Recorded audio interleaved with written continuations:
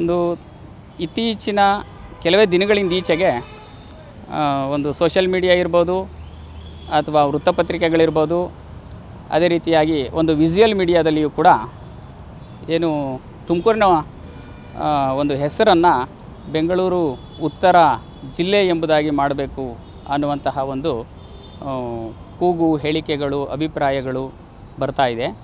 ಇಂತಹ ಹೇಳಿಕೆಗಳನ್ನು ಗಮನಿಸಿದಂತಹ ಸಂದರ್ಭದಲ್ಲಿ ನಾವು ತುಮಕೂರಿನ ಪರಂಪರೆ, ಸಂಸ್ಕೃತಿ ಇದನ್ನು ಸಾರುವಂತಹ ಒಂದು ತುಮಕೂರಿನ ಚರಿತ್ರೆಯನ್ನು ಕೂಡ ಅವಲೋಕಿಸುವಂಥದ್ದು ನಮ್ಮ ಮಾಡಬೇಕಾದಂಥ ಒಂದು ಕೆಲಸ ಆಗಿದೆ. ತುಮಕೂರಿನ ಚರಿತ್ರೆಯನ್ನು ಅವಲೋಕಿಸಿದಾಗ ಸುಮಾರು 8ನೇ ಶತಮಾನ ಕ್ರಿಸ್ತ ಶಕದಲ್ಲಿ ಇಲ್ಲಿ ಗಂಗರು ಆಳ್ವಿಕೆ ಮಾಡ್ತಾಯಿದ್ರು.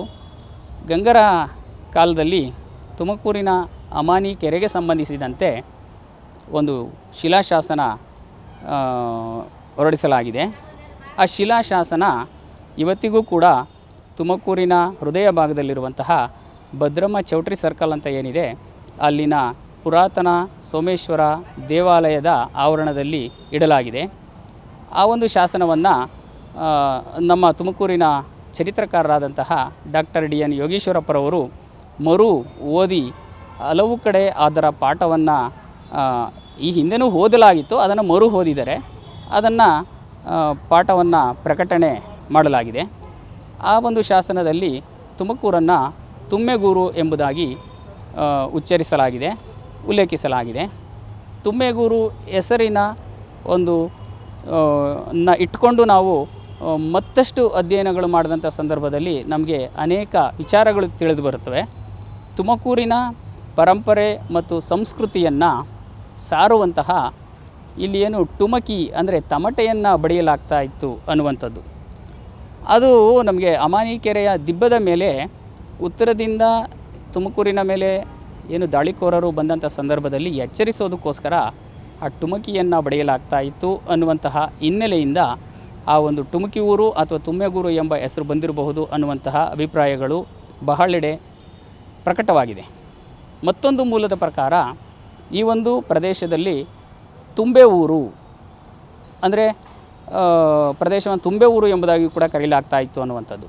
ಅಂದರೆ ಈ ಪ್ರದೇಶದಲ್ಲಿ ತುಂಬೆ ಹೂವುಗಳು, ಗಿಡಗಳು ಹೇರಳವಾಗಿದ್ದವು. ತುಂಬೆ ಹೂವು ಶಿವನ ಪಾದದ ಆಕಾರದಲ್ಲಿ ಇರುತ್ತದೆ ಅನ್ನುವಂಥದ್ದು. ಈ ಎರಡೂ ಮೂಲಗಳು ಇಂದ ತುಮ್ಮೆಗೂರು ಅನ್ನುವಂಥದ್ದು ಚರಿತ್ರಾರ್ಹವಾಗಿ ಉಳಿದುಕೊಂಡಿರಬಹುದು ಅನ್ನುವಂಥದ್ದು ಪರಿಣಿತರ ಒಂದು ಅಭಿಪ್ರಾಯ ಆಗಿದೆ. ಈ ಹಿನ್ನೆಲೆಯಲ್ಲಿ ನಾವು ನೋಡಿದಂಥ ಸಂದರ್ಭದಲ್ಲಿ ಈ ತುಮಕೂರು ಅನ್ನುವಂತಹ ಸುಮಾರು 1200 ವರ್ಷಗಳ ಒಂದು ಚರಿತ್ರೆಯನ್ನು ಹೊಂದಿರುವಂತಹ ಒಂದು ಹೆಸರನ್ನು ತೆಗೆದು ಮರುನಾಮಕರಣ ಬೆಂಗಳೂರು ಉತ್ತರ ಜಿಲ್ಲೆ ಅನ್ನುವಂತಹ ಒಂದು ಹೆಸರನ್ನು ನಾಮಕರಣ ಮಾಡುವಂತಹ ಒಂದು ಸಂದರ್ಭದಲ್ಲಿ ಈ ಮಣ್ಣಿನಲ್ಲಿ ಹುಟ್ಟಿ ಈ ಮಣ್ಣಿಗಾಗಿ ದುಡಿದಿರುವಂತಹ ಬಹಳಷ್ಟು ಸಾಹಿತಿಗಳಿದ್ದಾರೆ, ಲೇಖಕರಿದ್ದಾರೆ, ವಿವಿಧ ಕ್ಷೇತ್ರಗಳಲ್ಲಿ ತಮ್ಮದೇ ಆದಂತಹ ಒಂದು ಪರಿಣತಿಯನ್ನು ಹೊಂದಿರುವಂತಹ ವಿದ್ವಾಂಸರಿದ್ದಾರೆ, ಪ್ರಜ್ಞಾವಂತ ಸಾರ್ವಜನಿಕರಿದ್ದಾರೆ.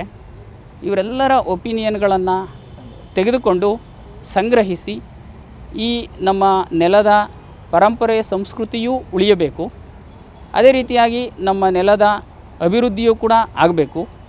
ಇಲ್ಲಿನ ಒಂದು ನಿಕೃಷ್ಟತೆ ಅಥವಾ ಬಡತನ ಅಂತ ಏನಿದೆ ಅದನ್ನು ಹೋಗಲಾಡಿಸುವಂತಹ ಪ್ರಯತ್ನವನ್ನು ಮಾಡುವ ಮೂಲಕ ನಮಗೂ ಕೂಡ ಅಭಿವೃದ್ಧಿ ಆಗಬೇಕು. ಆ ನಿಟ್ಟಿನಲ್ಲಿ ಇದಕ್ಕೆ ಸಂಬಂಧಪಟ್ಟವರು ಪ್ರಯತ್ನ ಪಡಬೇಕು ಅನ್ನುವಂಥದ್ದು ನನ್ನ ಅಭಿಪ್ರಾಯ ಆಗಿದೆ.